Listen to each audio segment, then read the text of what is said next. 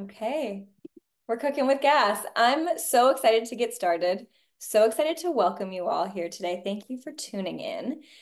We're going to talk with our esteemed expert today, Lindsay MacMillan. She is a four-time author, ex-VP at Goldman Sachs, and a TEDx speaker. We're going to talk all about learning how to land an agent, get a book deal, and build multiple revenue streams as an author. So, a published book is this incredible tool to build your entrepreneurial brand. And this workshop is going to provide a combination of both personal story and practical tips to aid you in your journey into the world of publishing.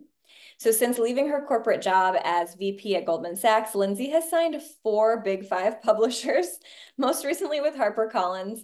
Through her writing, speaking, and her coaching, she's on a mission to help people ignite their authentic creativity to drive business and personal success. Lindsay, we are so excited to learn from you today. We also know how valuable your time is. We're so grateful to you for investing in Dreamers and Doers in this way. And with that, I will excitedly hand it over to you. Thank you so much, Nicole. And hello, everyone. It's a delight to be here. I think I just want to start by encouraging everyone to take a couple of deep breaths, wiggle out your arms, move your body. I think sometimes when we talk about books or these big dreams that we have, it can sometimes bring up some anxiety or fear, feeling like we're not where we want to be, or I don't know, any of those feelings. I know I had them for many years. I actually wrote 5 books that didn't get published from the time I was a teenager. And then kind of got my first break and have been building from there, but encourage everyone just to kind of settle in, take this for what it is, take what resonates, leave what doesn't, and really just want to start with the message that we are all, everyone in this call is a writer, is an author, is worthy. I think I put a book deal on this pedestal for so long, and it's been actually really beautiful to reach some of those dreams and then realize that's not the be all end all. And candidly, the most powerful thing is the community along the way, the ability to build my personal brand and have an audience and a community that's actually not reliant on the publisher. So I'm on a mission to really actually minimize how much I have to use publishers in the future, even though I'm really grateful for this next bigger book deal with HarperCollins, and being able to share the steps along the way. But I just want to kind of start with that message of not necessarily idealizing or feeling like there's only one path to success with being an author. There are so many ways that it can happen and will happen. So I'll share a little bit about my story. Then I'll go into kind of some of the ins and outs of the practical tips to how you get an agent and a book deal, traditional publishing. We'll also touch on self-publishing and that process, the importance of a really great launch plan, regardless of which type of publishing you're doing. A lot of the marketing falls on the author. And actually, that brings up a good point of why I joined Dreamers and Doers over 2 years ago now, when my first book was coming out. I was actually looking for book publicists, and I was really underwhelmed by what I was finding. So I was leaving Goldman. I was looking at it as very much, this is my entrepreneurial leap, not this is just me publishing one book as an author, but me building a brand as an entrepreneur. And that this first book launch was going to be, the first product launch of a broader brand that I was building. And I didn't really feel like the traditional book publicists were really having very great ROI. They weren't very modern with kind of the current marketing climate. And I just felt like I wanted to be the voice of my own brand and be doing this myself. And that's when I found Dreamers and Doers to be a really nice partner in that, where I get to shine as my own face and my own voice and get a little bit of support with pitching and with events, and found even really creative ways to host a book launch with some Dreamers and Doers partners for my first book launch. And it's been really wonderful. So we'll touch on the launch plan and kind of how you can be really successful with that. And then, just opening it up to questions and kind of pausing and making sure that this is as personalized as a session as we can do. So yeah, I guess just dialing it back, I mentioned that I had written several books before I got my agent. My first book deal was with Penguin Random House. And my next 2 books are now with HarperCollins. So basically, I probably got my first break during COVID when I got my first book agent. And I've written fiction exclusively so far, so all my books are novels. I do have a nonfiction book in the work that's kind of keeping your creative soul in the corporate world. And I work with people who are writing nonfiction book proposals and have helped them sell those too. So I know both processes, but I was really focused on getting my fiction books out there. I've always loved writing since I was a little girl. I was like, I'm going to write a book. I'm going to be an author. And along the way, you know, I think it was a combination of just learning how to be a better writer, learning how to arc the story and build out the characters and have the prose be really solid, but also learning the business side of it. And again, I think that's why the Dreamers and Doers community has felt so aligned for me, because there's so much entrepreneurship in how you pitch your book, how you write a query letter, which is like this one pager that you send out to agents, how you structure a book proposal, kind of like a pitch deck. It's quite similar. And, you know, I think that it can be such a great process to combine both the art and the business. So that's really my mission as an author. And then I work and mentor and coach other aspiring authors as well. So I got my first agent through a cold query letter. So that's like that one-page email during COVID. And I remember Zoomed with her. She jumped on it. And about 6 or 9 months later, after we'd done a round of revisions, she started pitching and I got my first book deal. And that was when I really took the leap, because I had this vision of this multi-pillar brand with writing, with speaking. I had my first TEDx talk around that time too.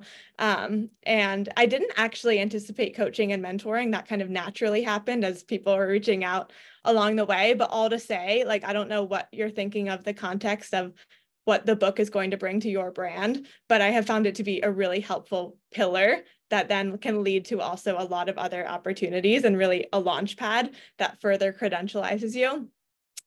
So the process, you know, is kind of, for traditional publishing, is reaching out to an agent who still serves as this gatekeeper between you and the publisher.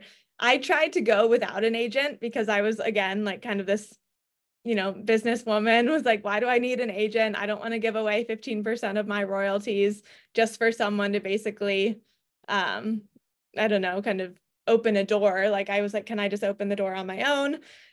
I tried that and I got seen by some Big 10 and Big 20 publishers, but I wasn't getting to the biggest leagues. And I felt, and this is an important point I would encourage you to think about. It's like, what are you optimizing for your first book? What is your main goal? Because your main goal probably can't be like economics, visibility, brand building, speaking, one-on-one client generation. Like, you kind of have to focus a little bit. So mine was like brand building was my number one goal for my first book. So I was like, okay, I can compromise a little bit more on the economics, or even trust that a better agent or like a getting to the bigger leagues could give me a bigger advance anyway. So it wasn't probably even a bad choice economically, but I was okay sharing some of that to be seen by the biggest publishers and to be able to know that I was surveying all my options so that my brand credibility could be as strong as possible for my first book.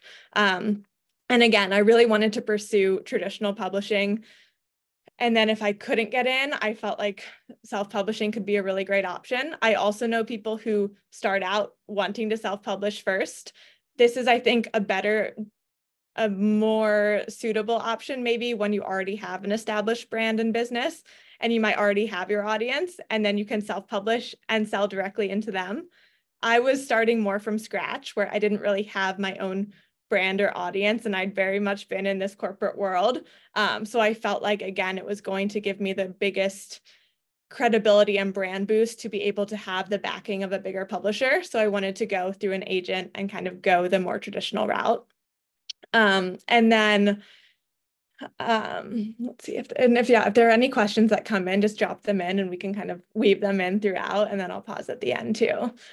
So I got an agent, and then I got my first 2 book deals, and they were small. They were about $10,000 advance for the first book. And I mean, for fiction, it's a bit lower than nonfiction, as a rule of thumb. But again, I was like, okay, this is my foot in the door. And then I recently just signed one that was, over 5 times that for my next book deal. So moving in the right direction. And I only share those figures because I feel like people don't actually talk about like how much money you make as an author. And I make, probably about 20% of on a run rate basis, like 20% of my revenue comes from the books, be it advance and royalties.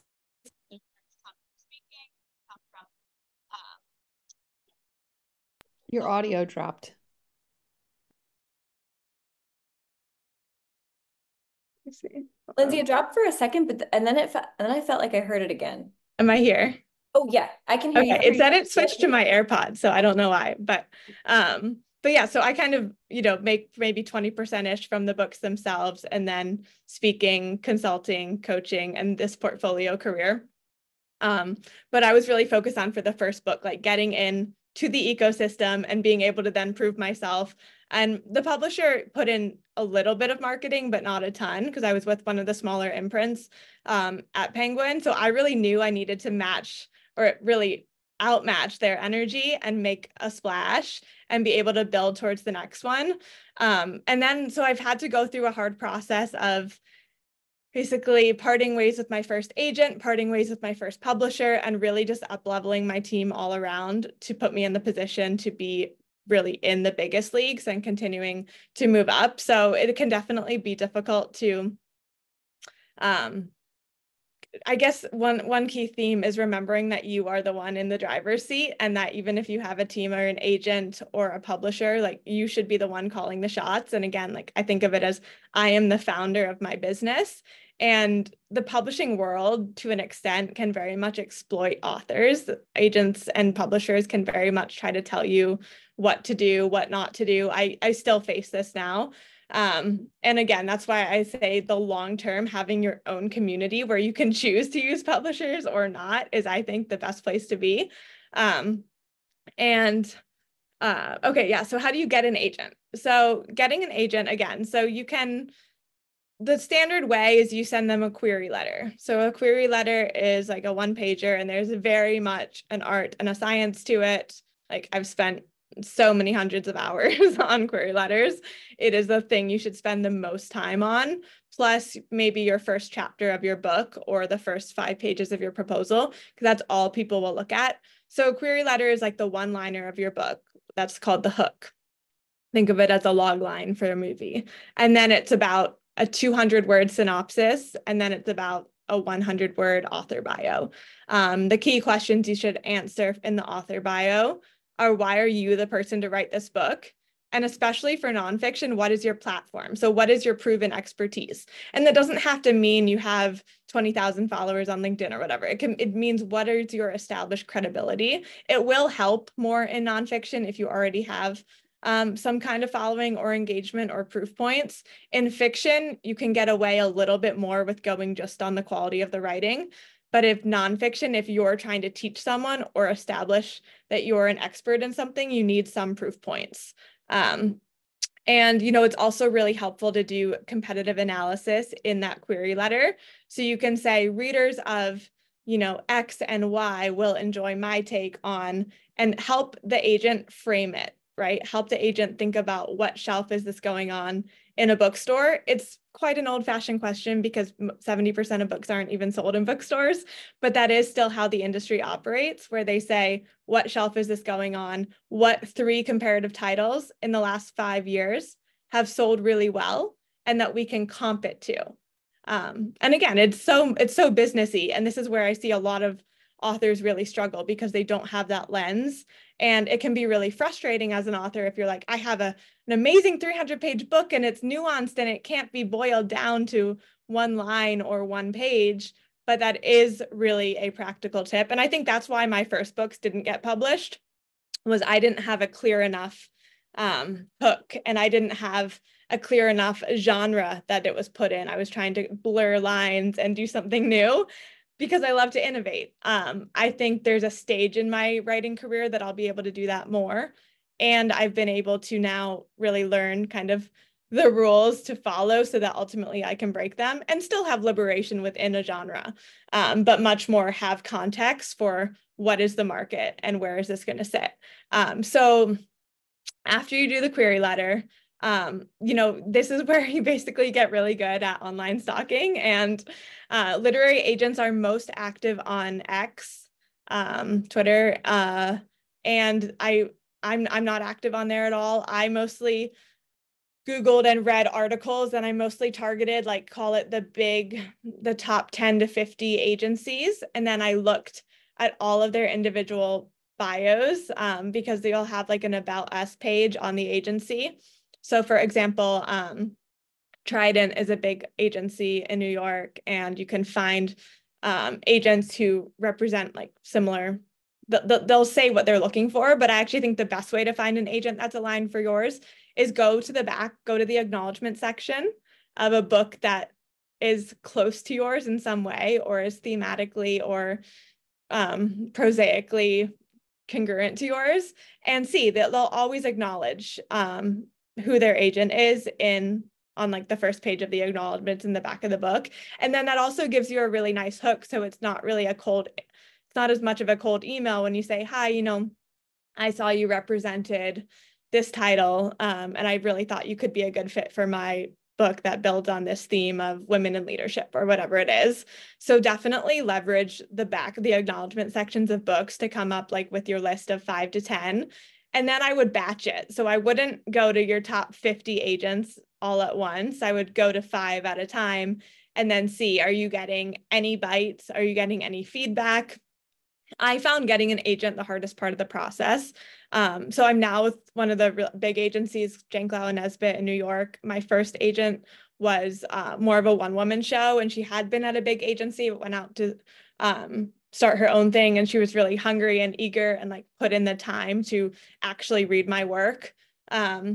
And I also had, I guess, had a competing offer from a woman I had met in person. So again, if you can ever network in person, that's always the best. But then you really just try to send this email and set yourself apart in that first sentence, give context to why you're targeting them. You can read interviews with agents who have done like Reader's Digest or Publishers Marketplace, that kind of thing. A lot of new agents at bigger agencies are looking to build their list, and that's often a good place to get in. So that's kind of, I think, how I would test it. Or, if you can have, and this is where writing coaches come in, right? Where you have someone writing or proposal coach, and, someone like me might come into the process and be a little bit more of that gut check of, okay, is this ready to go? Because you don't want to burn your first 5 if it's not high quality enough. So definitely getting either an author or a friend who really knows the business, someone to review it before you start querying, is a good thing. And then once you have an agent, they'll probably make suggestions, and maybe you'll do some edits on your own. If it's a proposal, they'll be, involved in that proposal. And when I say book proposal, so just taking a step back, if it's a fiction book that you're pitching, you have to write the whole book before you get an agent and a book deal. So that's the process I went through for my fiction books. For my nonfiction book that I have, it's the proposal. So that's about 50 pages. And it's an overview of the book. It is a table of contents. It is a marketing plan. The marketing plan might be the most important thing. It is an author bio, and it is 3 sample chapters. That's kind of the skeleton of it. And you get this really great 50-page document together that then an agent and ultimately a publisher can say, yes, we're going to build on this. We're going to pay you in advance for then you to write it and deliver it to us in the next year, the full manuscript. So I imagine more people on this call might be thinking nonfiction.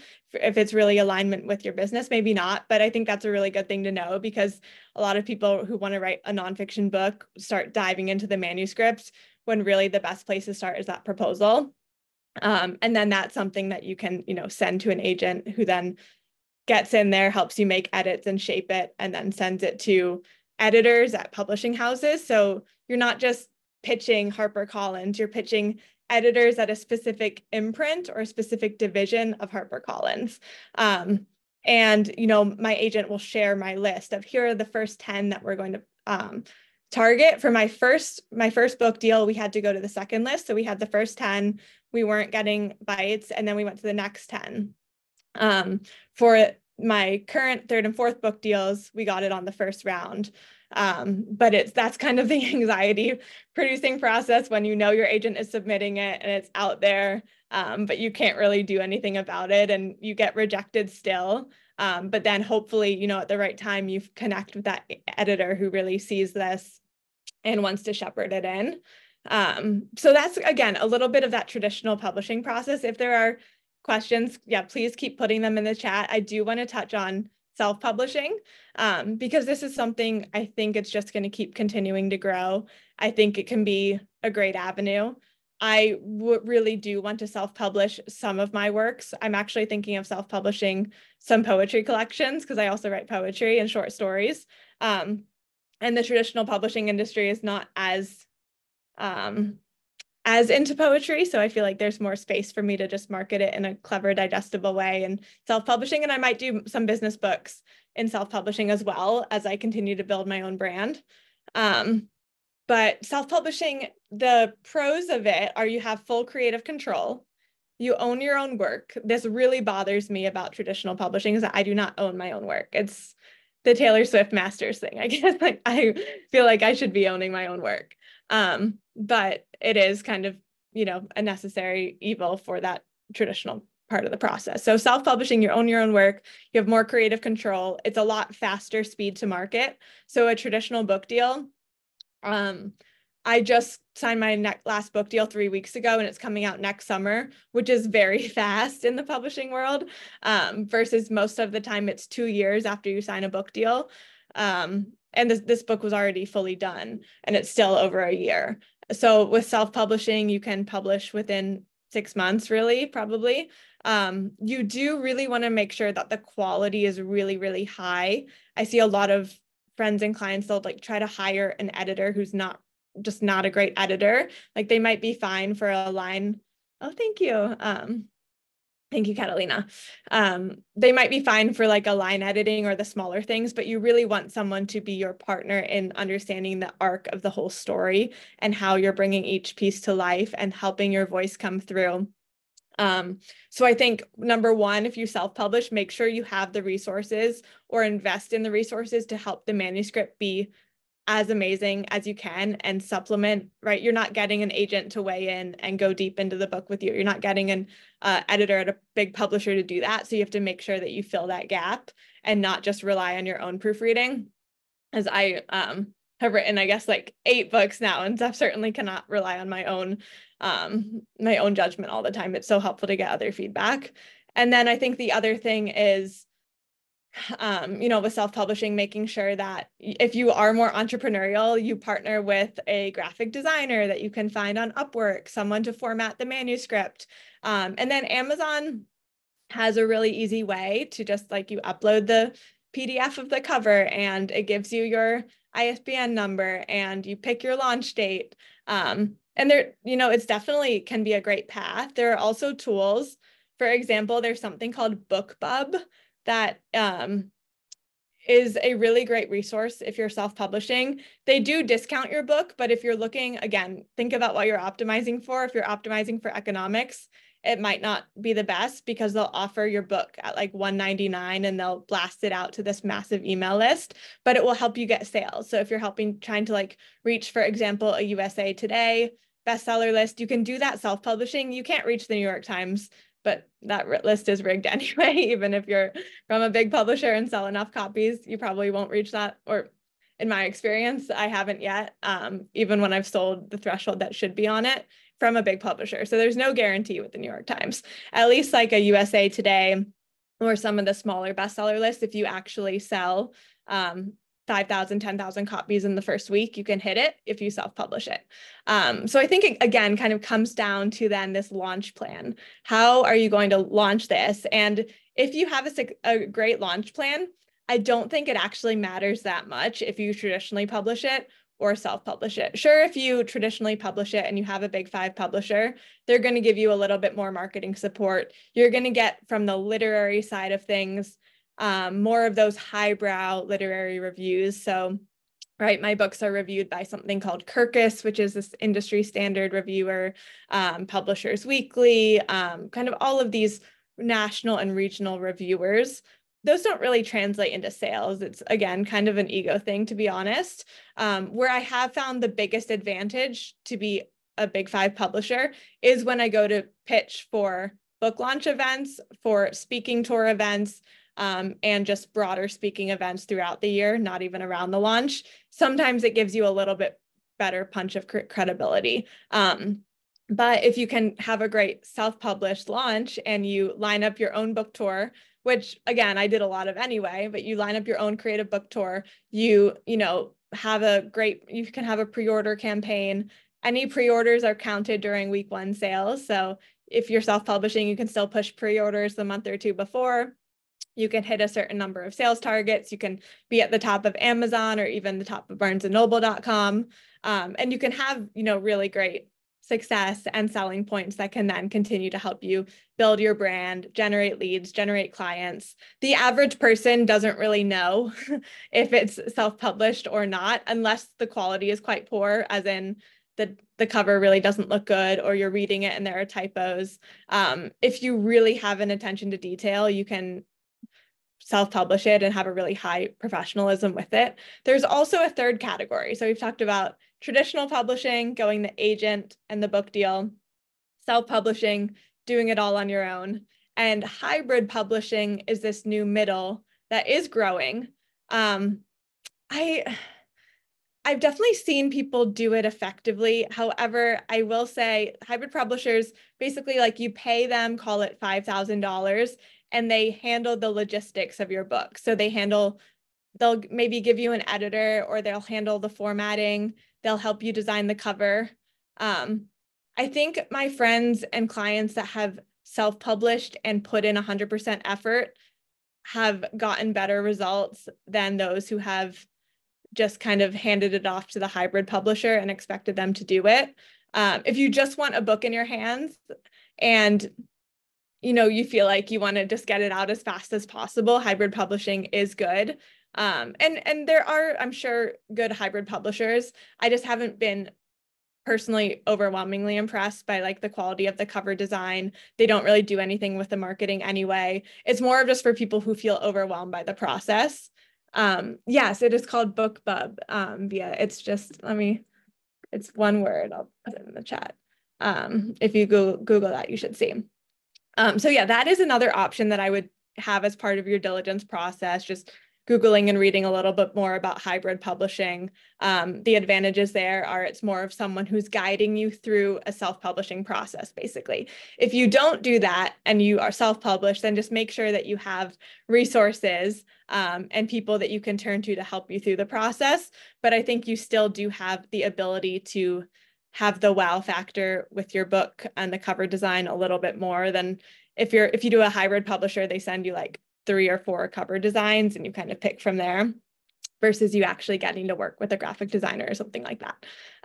So, okay, I will pause there, and we've kind of gone over traditional publishing, self-publishing, and the launch plan. And really, I want the overall message to be, this was probably the best piece of advice that I got when I was in one of my like anxiety spirals before this happened, because I got rejected by so many agents before I ever got a first agent.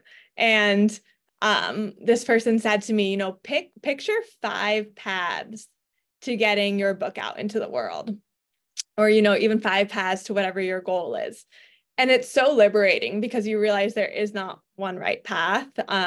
And it makes you more creative and innovative and kind of scrappy too. And I feel like if I hadn't gone through those rejections along the way, like, I wouldn't be as good of a writer, definitely, but I also wouldn't have the tools to launch the books and have the marketing and have the business savvy as well, because I did learn a lot even at my Goldman Sachs job about some practical business skill sets. So I feel like you do get it at the right timing. It can feel overwhelming or slow. For some people, it happens really fast and it's just so easy. I feel like for me, that was kind of like how my TEDx talks happened. I really didn't even know it was a thing that much. And my friend pitched me like right after I left Goldman, and I did my first one, and I actually just did my second one last weekend. And the speaking events of my business have just like that's been the thing that just kind of from left field opened up, and there's been so much flow. With writing, I feel so much flow in the process of writing, and it's been a little bit harder in the actual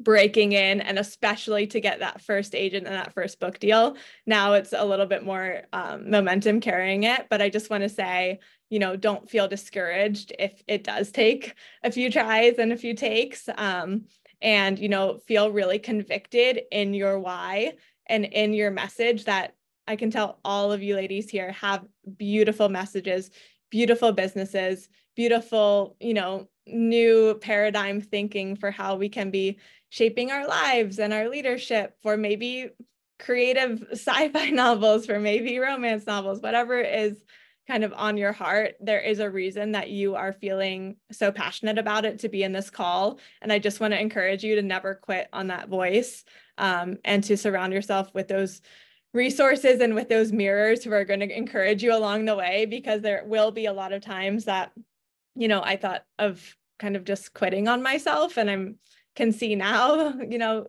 so glad that I didn't, but you don't always see it in the moment. So I just want to kind of hold that for all of you, of encouraging for us all to even support each other. And that's, again, why I'm grateful for Dreamers and Doers, to have those positive voices in our ears when we can feel invisible, or like no one's looking, or it's really hard to break in, or this person got this book deal and I didn't get this, and that comparison trap and everything. So I'll pause there. I'm super happy to dive in to anything that we've covered deeper or anything that we haven't. But thank you all again for joining. Please connect with me directly as well. And, we can message, and I'd love to hear what specific books are on your heart. But I'll just pause there. Yay. Also, Lindsay, there's one question in the chat, and I'm going to put Ashley on the spot for 1 second, because I know, because she shared it a bit ago and I don't exactly remember what you were talking about when she shared it. She was looking for an overview of a one pager, but Ashley, I'm going to ping pong over to you to like build context around exactly what you were looking for. But I just wanted to flag that was one question that that was shared. Hopefully you can hear me because I don't have my podcast connected, but it was talking about the query letter, like basically what you included in that. Yeah, and there are great examples. Like, I kind of just read everything online that exists about it. I can send over some specific links and good examples maybe after this, but it should be kind of the general rule of thumb is keep it under 400 words, structure it into 3 parts. The hook is the first part. So this includes like the one line of why you're reaching out to that specific agent, and then introducing your title. Like, I'm excited to, I think you'd be a great fit for my 80,000 contemporary fiction novel that is like Gilmore Girls meets Pride and Prejudice, a mother-daughter summer story. That was kind of the hook of my latest novel. So it can be, and if the manuscript's not done, if it's nonfiction, you don't include the word count, but it's the hook, like the one-liner, giving context for what genre you're in, for a couple of titles that you can place it in the universe of, and for, just kind of what the log line, if you were looking at this on Netflix, like what would it say? And then you have the synopsis. So that brings out the tone of voice. You want it to be written in the personality and the style of the voice. So if that's you as the author, if that's the character, really making that come to life. And then you have the author bio. So again, that's why do you have the expertise and life experience to be the one person in the world who is best suited to write this book. And I think that's probably why my first book broke in, because it was a modern love story set on Wall Street when I was working on Wall Street in my 20s. And it was kind of, I think, the right thing at the right time, but I had the life story to make it probably stand out even more. So the author bio is really, really important. And yeah, thank you for putting that in the chat of the resources for queries, but I can also, follow up and share some with Nicole that she can circulate after. But this is, again, something that I would spend the most time on of absolutely anything, but only start querying when you feel like your book proposal or your manuscript is in tip-top shape, because you can't really query agents again. There are more agents you could query, but you want to set yourself up for success and kind of go once you feel like it's ready. So that's the general structure of the book, of the query letter. Yeah, do you want to take hands raised? B, do you want to go first? Yes, I have two comments. First, Monica, you have a fantastic listening face. Doesn't she feel like she could be a judge or a lawyer, or because I am No, so true. I had to go no video, but I was like, wow, she's really got it. So that's one. Two, Lindsay, I really have to get, y'all really need to give it up for my little sis, because we met through Dreamers and Doers. And as you can see, she's got a very sweet little sister vibe. But girl, you are a beast. You have learned so much. I am so impressed. Thank you. This was so helpful. I love it. I'm definitely going to sign up for your coaching services. So I have a question. I wrote my book, like most of it, like 20,000 words, and I already have an agent. And she was like, you need 50,000 words. And then just like you're saying, I was like, I just want to get this out of my heart. I want to self-publish it, right? Yeah. So I've been researching everything about KDP and my first chapter in the outlines. But before I do the pre-order page, you said something about first week sales for pre-orders being the most important. So that's question one. I want to know more about that. And then two, I still have to polish it up. So I hear you about making sure that like you have a good editor and all that. From the time I've researched, people have saying from pre-order to release date, it's like 4 to 6 weeks. But do you want to give yourself more time? Is 2 months too long, for example? Do you want to tie it to a big event? And also finally, do you start to promo it before the pre-order page goes live? Like as a drip campaign, because first week sales matters, or do you want to start really pushing and posting from pre-order to release? So I love that. And congratulations. I love the confidence of, this is what I mean of like, when I put the book deal and the thing on the pedestal, it was because I hadn't done my inner work or like grown enough in my career as a person, or like the stage I was at where I was, so much putting that in someone else's hands, and to just have the confidence to be like, yeah, I can get a traditional book deal, but I'm just going to go and self-publish it because I want to get this out and share it. So I just love that energy, and that's everything. Yes, the pre-order campaign, I think 3 to 6 months. I think 3 is probably the optimal. 6, people are kind of like, I'm kind of tired of hearing about this. I want the thing. 1 to 2, you can definitely do.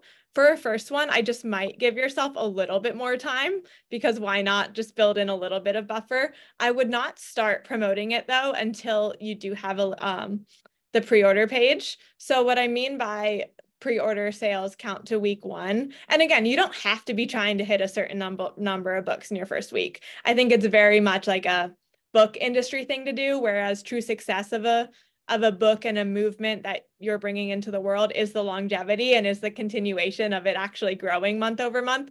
But like, like 95% of New York Times bestseller books only hit the first week and then totally drop off. Like their sales just massively basically go to zero. And it's kind of a system that is gamed. So if you are trying to, again, create buzz and a little bit with that model, not necessarily going for New York Times, but like to get at the top of Amazon or even potentially USA Today, where you need like 6,000 copies in the first week, you can be promoting it for 3 months, and then at the end of the usually books are launched on a Tuesday. That's like the optimal day.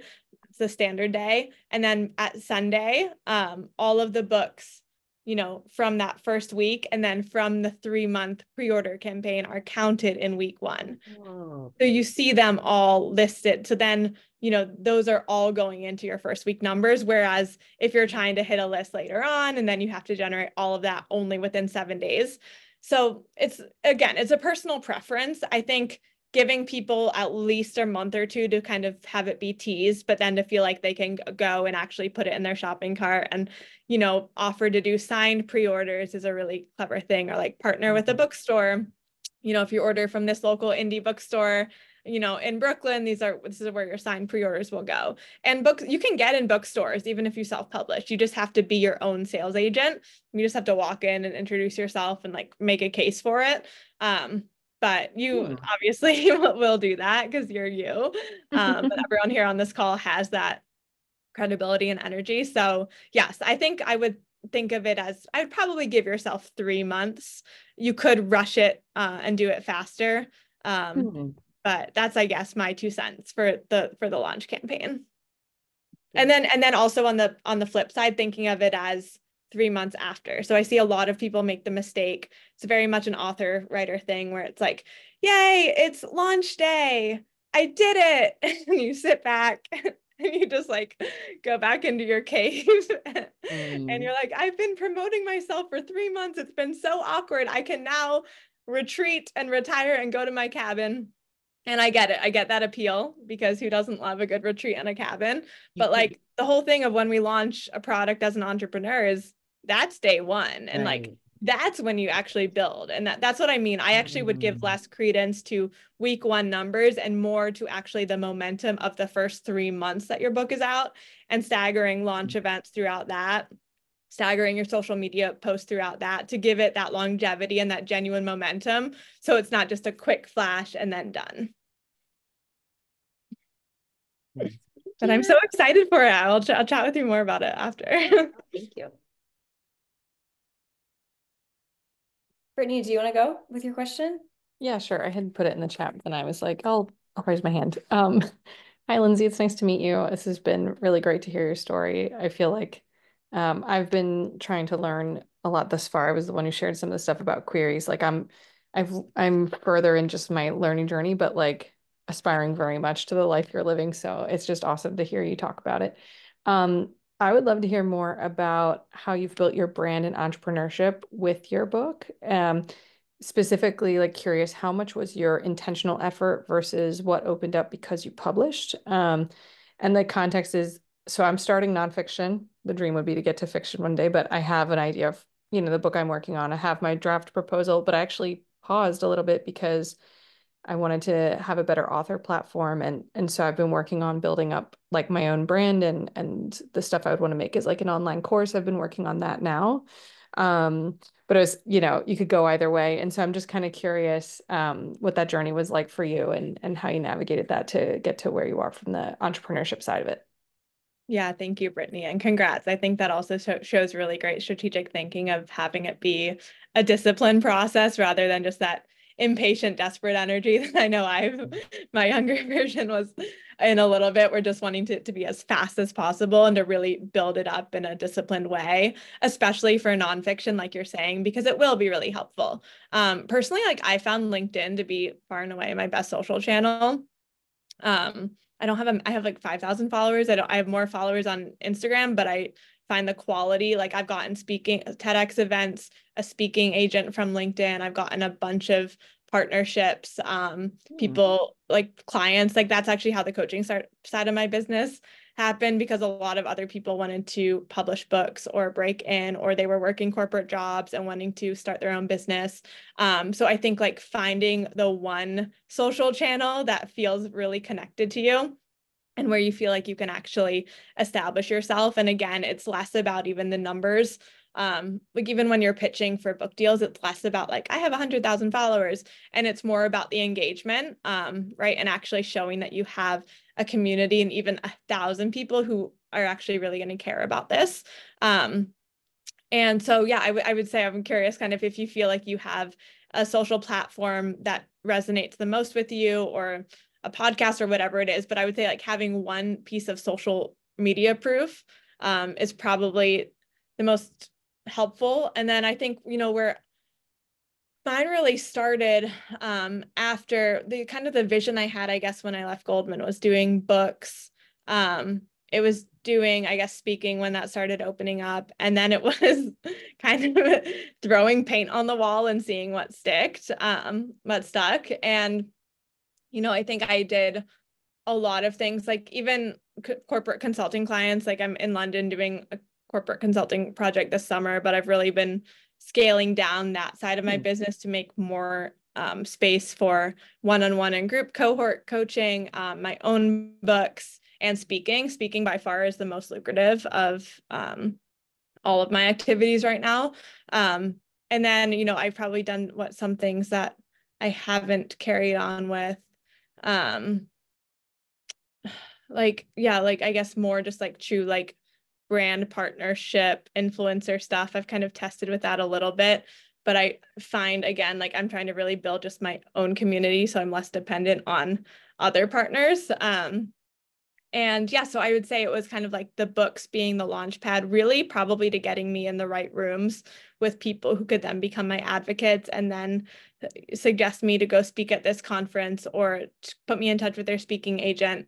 So I would look at the book launch as the tool to get you in that right room and connected with the people who are just those decision makers and have that influence. So I think from the personal brand perspective, right? Just like finding kind of that one channel that you feel like if you have your own podcast, or if you have a newsletter, newsletters are really great. I'm actually probably going to be launching mine at the end of summer, but if you can have a couple thousand subscribers to a newsletter, that's also really powerful. So you don't have to be doing everything, but just show that you have a community that cares about this topic, that you're engaged with. And I think, giving yourself time to build that, but also one of my clients, actually a Dreamers and Doers member, she has quite a smaller social media following, got a great Big 5 book deal to talk about, feminine leadership books. So it can happen. And I want to like hold space and kind of expand that, because I'm not giving you the template of like, you need to have this much traction online before you can even pitch. Like you can also test it out and see if you're getting bites or see what feedback is. But I would go to more where you think your audience is, and just meet them where they are and just engage in really organic ways. Yeah. Thank you. I think before we head over to Catalina, I think Maiko has a question, and then we'll head over to Catalina, who has her hand up. Hi, first, thank you so much for this opportunity. It's amazing. And I joined a bit late, so I'm hoping that this wasn't covered. So I have two questions. The first question, oh, by the way, I didn't know how to put up a digital hand, so it wasn't visible, sorry. My first question is, I don't even know what it's called. It's so embarrassing.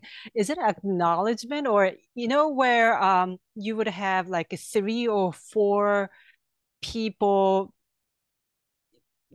praising your work either on the back of the cover or inside of it, or I don't know how like how important is that for a I'm doing a fiction non-fiction business book, and I wasn't sure like whether those things are really important. And the second question is, if you are to get your book published by a publisher, can you give away a set amount of books in order to sell something on the back end? I mean, I don't know how those things work. So those are the two questions.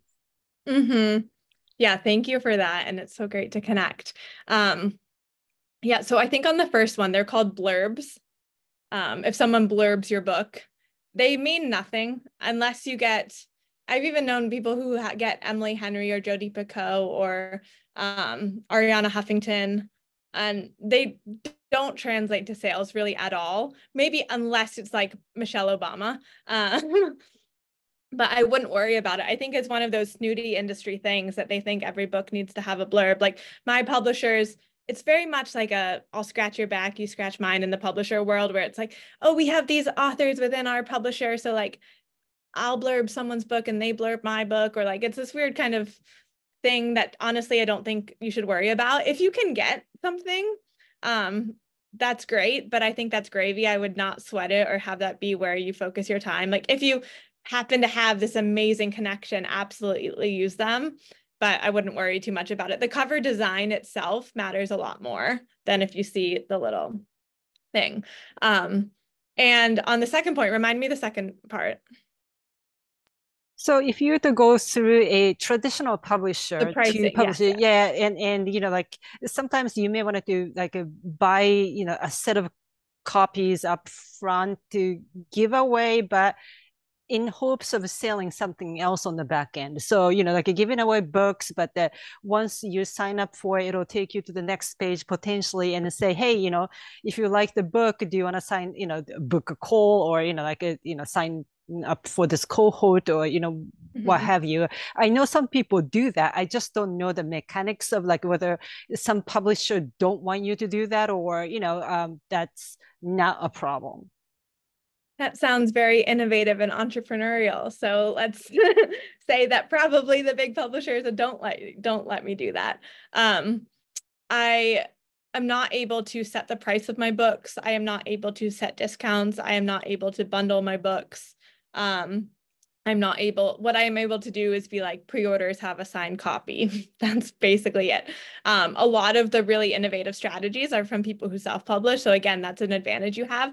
Or, what I've actually done, and I've tested this, is I've actually bulk bought my own books up front and then resold them with different promotions, right? So I'm kind of like taking the inventory and then finding creative ways to manage that and then have it at a speaking event or have 10 for X price. But if you are looking to more like have that pricing power, that is an advantage of self-publishing.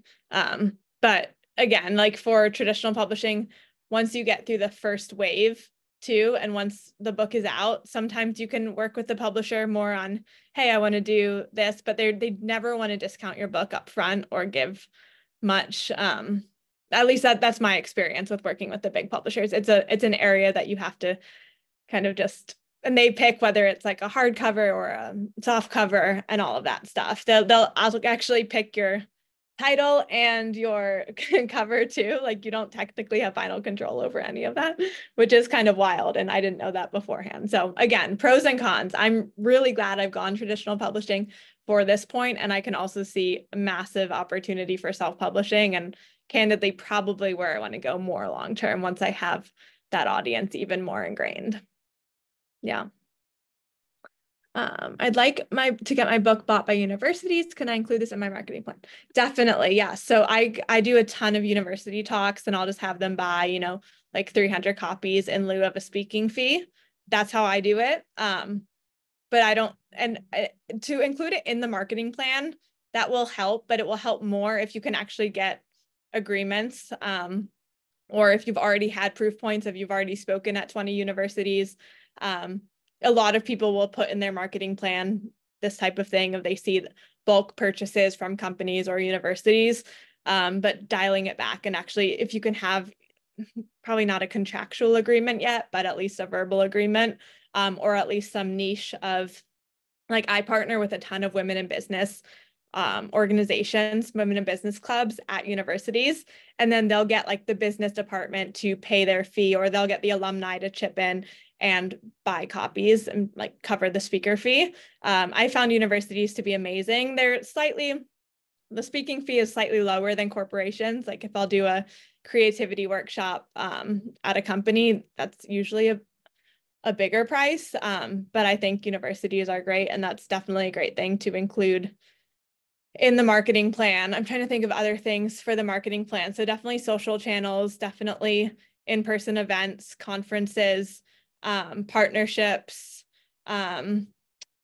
universities that you can speak at, different like niches, really dialing it down to what your niche is and where are the 10 most active communities within that niche, and making sure that you have contacts with them before you even put your book proposal out to an agent, so they take you seriously. I think next, Catalina has her hand up. I want to pop over to her. Yeah, hi Catalina, thank you. Hi, thank you so much. Can you hear me okay? Yes, we can, thank you. Okay, perfect. I'm kind of on the go, so I'm so sorry for being off camera. But thank you so much for sharing your expertise. This has been so valuable, and I so appreciate this. So thank you so much for giving back in this way. It really means so much. And my question is, what does the investment look like for something like this? Because I just want to make sure, I think I'm gonna write my books probably in the later, like the later half of my life, in the next like 5 to 10 years, I would say. So now, since I have that runway, I want to know kind of what type of capital and investment having all of these moving parts would be for like a traditional publishing, and also for self-publishing. If you can give us ranges, that would be great. Yeah, thank you for that. And yeah, if anyone does have to hop off, like just connect with me. I'm happy to have like 15-minute one-on-ones with everyone on this call to go deeper and kind of understand your personal things and see if it could be a fit. I have like a Dreamers and Doers discount for coaching services if that ever feels aligned. So please like definitely connect with me, probably LinkedIn or my email. I don't know if Nicole, you're going to share that, but for anyone who needs to go, It's been a pleasure. And yeah, so Catalina, it's a good question. You should never have to pay for any part of the traditional publishing journey. If you're paying for a writing coach or a mentor, that's one thing, but you should never, it's a big red flag if an agent ever says, pay me. And I've seen a lot of authors kind of get scammed where an agent says, pay me this. You should never have to pay an agent. They take 15% of your advance and your royalties. That's industry standard, should not be anything out of pocket for you. So they only make money when you make money.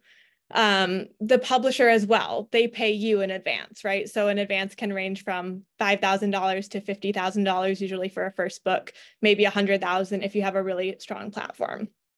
And I would say if you're self-publishing, doing that in about $5,000 for actually the hiring, be it an editor and and I mean like more of a formatter rather than like if someone's really in the work helping you develop it, that will be probably more than $10,000 to really have a partner in the writing process. But actually just the logistics of like the cover design and the formatting and getting it listed on Amazon and Barnes and Noble, that can be a few $1,000s. So yeah, I don't know if that gives you, a little bit more of a range. And again, it really, I think, depends on how much you feel like you already are going to write the whole thing and you have the vision and you have the skill set and you really want someone to help you fine tune it versus you want to invest in a partner who more from the beginning is framing the book with you, is being in the manuscript kind of week in, week out. In which case, I would think of that as probably like a 10 to 20K investment to get someone good there.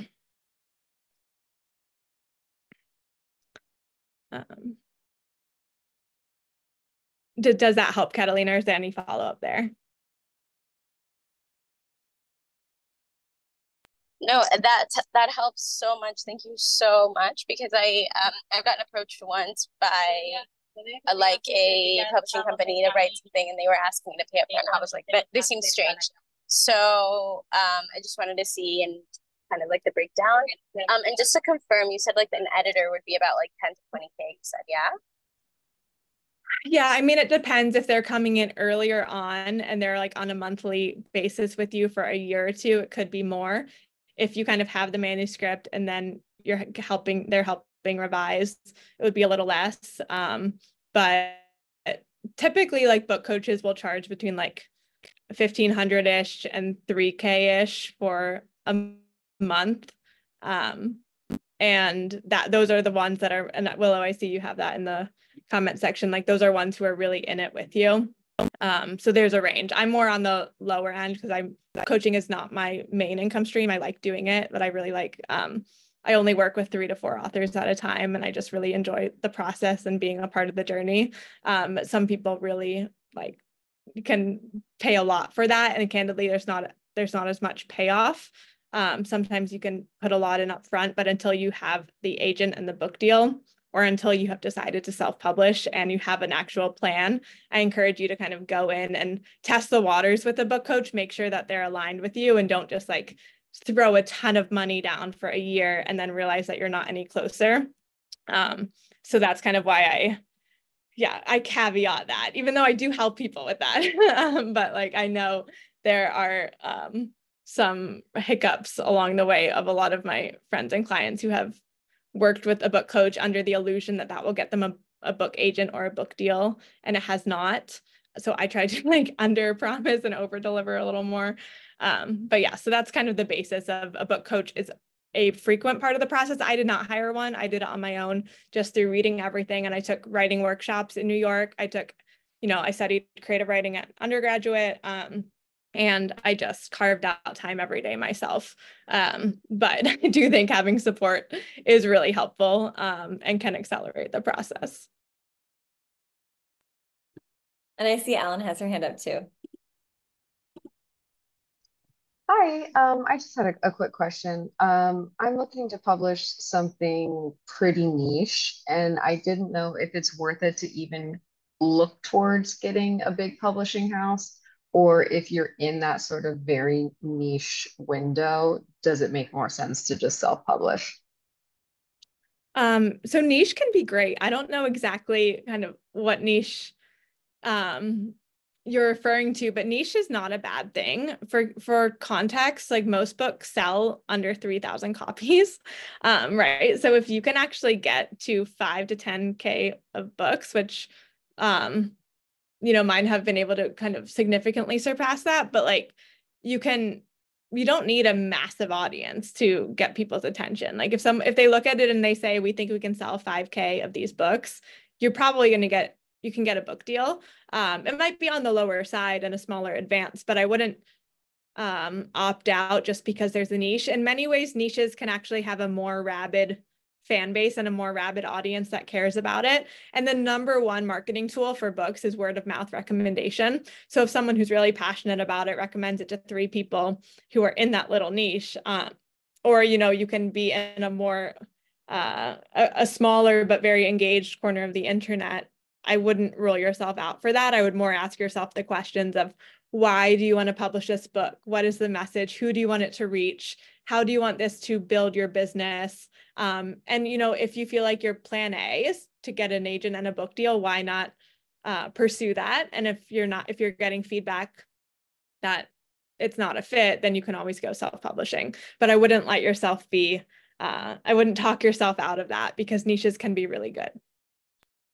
Thank you so much. Appreciate that. Yeah. I know we're over, but I have one last question, unless anybody else wants to go. I'm so sorry. Okay, so you talked about pricing power. So if you self-publish, I've been doing the KDP research on like Amazon and Kindle and all that, or Audible, and they said that like it's usually like a 40-60 split, right? Because you can print the book on demand and you get to keep a certain amount of royalties, something like that.